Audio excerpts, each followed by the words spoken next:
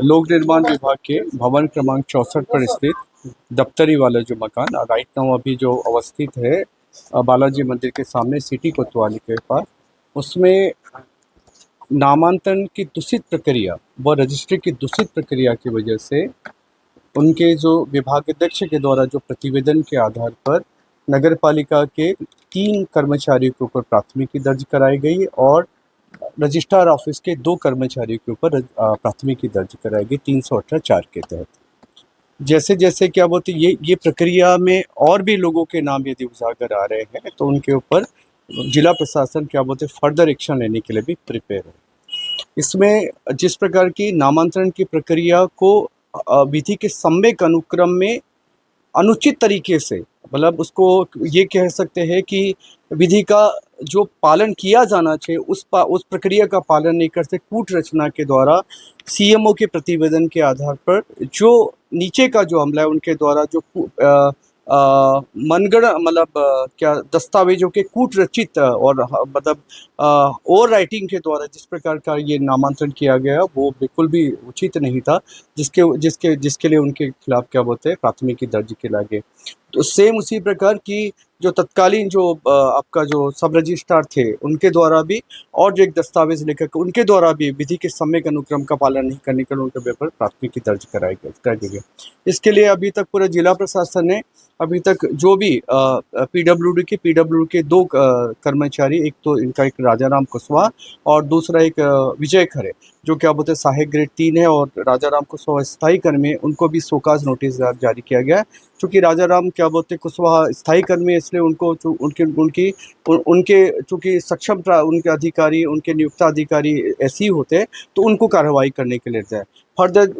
विजय खरे का भी हमारे पास क्या बोलते हैं हमने शोकाज नोटिस जारी किया था। शोकाज नोटिस जारी करने के बाद उनका भी उनके भी तरफ से उनका जवाब आ गया तो उनके भी फर्दर एक्शन ली जाएगी। और इसी के संदर्भ में हमने क्या बोलते हैं सीएमओ को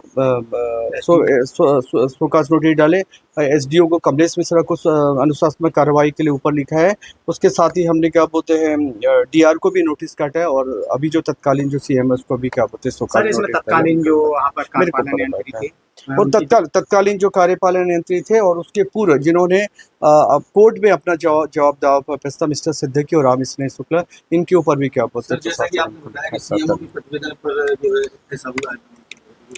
सीएमओ के प्रतिवेदन के आधार पर, चूंकि प्रथम दृष्टया इनको क्या बोलते हैं इन्होंने चूंकि दूषित प्रणाली का प्रयोग किया, विधि के सम्यक अनुक्रम इन चीज़ों को अमली जामा नहीं पहना, इस वजह से इनके ऊपर प्राथमिकी दर्ज किया गया। प्रथम दृष्टया ये ऐसे पाया गया।